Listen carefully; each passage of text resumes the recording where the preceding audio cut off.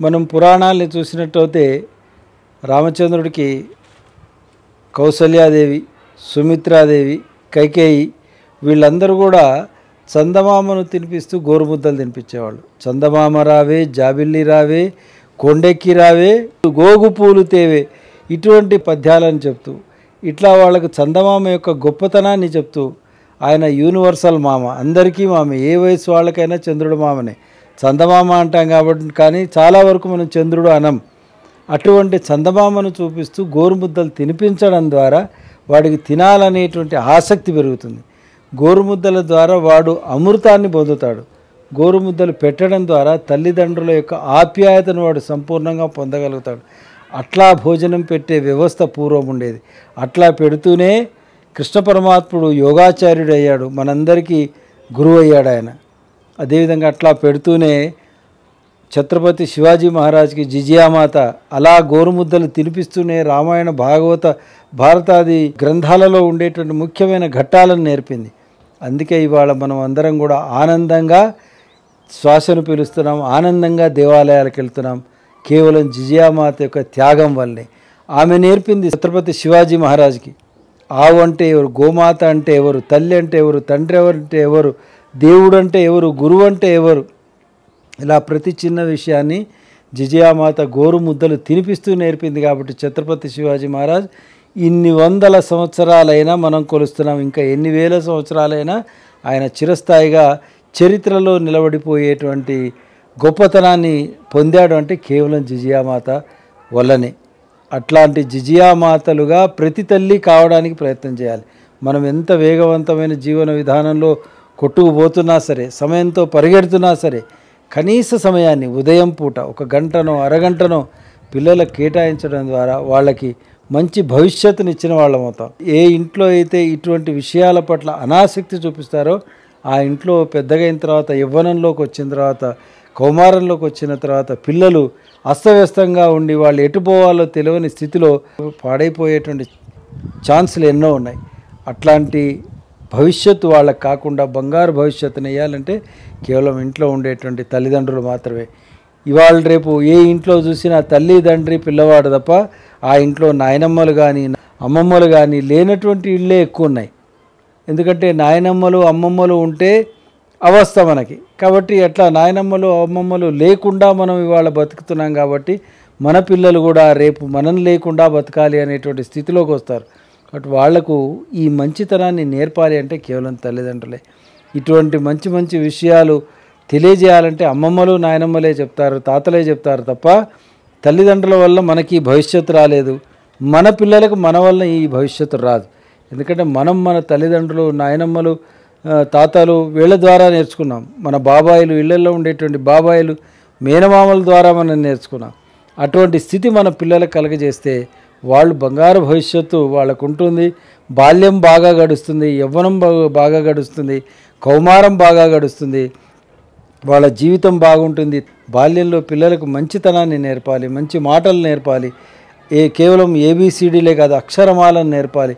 వాడికి అక్షరమాల సరిగ్గా రాకుండా మన తల్లి మాట వినకుండా పక్కింటి వాడి మాట వినేటట్టుగా తయారవుతున్నాం మనం. ఏబిసిడీలు నేను చాలా దేవాలయాల్లో చూశాను, ప్రత్యక్షంగా చూశాను. నేను అక్కడ అర్చకుడు అక్షరాభ్యాసం చేయించమంటే ఏబిసిడీలు పెట్టిస్తున్నటువంటి దేవాలయాలు నేను చూశాను. అప్పుడే అడిగేశాను నేను, ఏంటయ్యా నువ్వు అక్షరమాల పెట్టకుండా ఏబిసిడీలు దిద్దిస్తున్నావు అని. ఏబిసిడీలు కాదు మనకు కావాల్సింది అక్షరమాల. ఆ అంటే అమ్మ, ఆ అంటే ఆవు, ఇవి నేర్పాలి మనం. వీటి ద్వారా అమ్మంటే ఏంటో, అమ్మలో ప్రేమ తెలుస్తుంది, ఆవులో ప్రేమ తెలుస్తుంది, ఇల్లు అంటే ఏంటో తెలుస్తుంది, జీవులంటే ఏంటో తెలుస్తుంది, పర్యావరణం అంటే ఏంటో తెలుస్తుంది. ఇవన్నీ మనకు అక్షరమాల ద్వారానే మన పెద్దలు మనకు నేర్పారు. అటువంటి అక్షరమాలను మనం నేర్పాలి. ఉదయం సాధ్యమైనంత త్వరగా నిద్రలేపాలి. నిద్రలేపి 5 నిమిషాల సేపు ఏం తెలియదు వాడికి ఆ వయసులో, కళ్ళు మూసుకొని కూర్చోమని చెప్పాలి. దాది ధ్యానం అని తర్వాత తెలుస్తుంది వాడికి. అలా 5 నిమిషాలు వాడు యవ్వనంలోకి వచ్చేటప్పుడు ఒక అరగంట సేపు కళ్ళు మూసుకొని నిశ్శబ్దంగా కూర్చునేటువంటి స్థితికి చేరుతాడు. అప్పుడు వాడికి అది ధ్యానం అని తెలుస్తుంది. ధ్యానం ద్వారా వాడి జీవితమే మారిపోతుంది. స్నానం చేయగానే భగవంతుడి ముందర నమస్కారం చేయడం నేర్పాలి. తద్వారా వాడి జీవితంలో వాడు భగవంతుడు అంటే ఏంటి, భగవంతుడు తన నిత్యకృత్యాల్లో ఏ విధంగా ఉపయోగపడుతున్నాడో వాడికి అర్థమవుతుంది. అటువంటి అలవాటును మనం పిల్లలకు నేర్పాలి. రోజు ఉదయం కనీసం వాడికి కృష్ణుడి శ్లోకము లేదా రాముడి శ్లోకము లేదా ఆంజనేయుడిదో లేకపోతే దత్తప్రభుదో 2 లైన్ల శ్లోకాలు చాలా ఉన్నాయి. లేదా వాడికి జ్ఞానం పెరగాలంటే హయగ్రీవుడి శ్లోకము ఏదో ఒక శ్లోకం వాడికి చిన్నప్పటి నుంచి నేర్పుతూ ఉండాలి. జ్ఞానానందమయం దేవం నిర్మల స్ఫటికాకృతిం ఆధారం సర్వ విద్యానాం హయగ్రీవం ఉపాసమే చాలు. వాడు దాన్ని పట్టుకున్నాడంటే వాడి జీవితమే మారిపోతుంది. లేదా రామాయ రామభద్రాయ రామచంద్రాయ వేదసే రఘునాథాయ నాథాయ సీతాయ పతయే నమః చాలు, వాడి జీవితం మారిపోతుంది. రాముడు అంటే ఎవరు, కృష్ణుడు అంటే ఎవరు, జిజియామాత అంటే ఎవరు, ఛత్రపతి శివాజీ మహారాజ్ అంటే ఎవరు, ఇలా ప్రతి ఒక్కళ్ళను వాళ్ళ జీవితాల్లో ఉపయోగపడేటువంటి ఎన్నో ఉదాహరణలు మనకున్నాయి. కాబట్టి పిల్లల యొక్క బాల్యాన్ని మనం చిన్నాభిన్నం చేయకుండా పిల్లల బాల్యాన్ని మనం వర్ణమయంగా చేసి పిల్లల బాల్యాన్ని ఆనందమయంగా చేసి పిల్లలు భవిష్యత్తులో మంచి పౌరులుగా తీర్చిదిద్దడానికి మనమే కృషి చేయాలి. మనమంటే కేవలం తల్లిదండ్రులు, ఇంట్లో ఉండేటువంటి కుటుంబ వ్యవస్థనే పిల్లల యొక్క బాల్యాన్ని మారుస్తుంది. కాబట్టి తస్మాత్ జాగ్రత్త.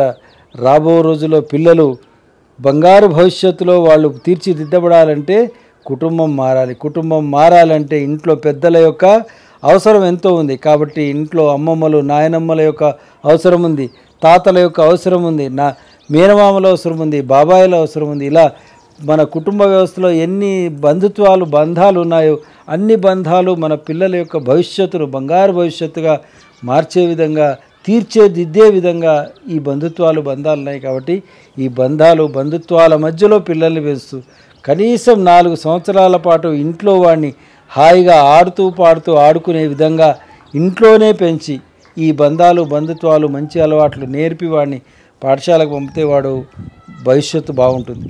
లేదా 2వ ఏడో 3వ ఏడో తీసుకెళ్ళి వాడిని ప్లే స్కూల్లో వేసేస్తే వాడు A for apple B for bat అంటాడు. మనకు అమ్మ తెలియదు, అరటిపండు తెలియదు. 2 ఏళ్ల పిల్లవాడిని మేము చాలామందిని గమనించాం. బనానా తీసుకోనా అంటారు. బనానా అంటే ఏంటో వాడికి తెలియదు. వాడు రేపు తెల్లవారి వాడి పిల్లలకి ఏం నేర్పుతాడు, అరటిపండు అనడం నేర్పండి. తల్లులు వాడికి చిన్నప్పటి నుంచి బనానా కాదు కావాల్సింది, అమ్మ కావాలి, ఆవు కావాలి, రాముడు కావాలి, కృష్ణుడు కావాలి. ఇవి జీవితాలను మారుస్తాయి కానీ బనానాలు యాపిళ్ళు మార్చవు.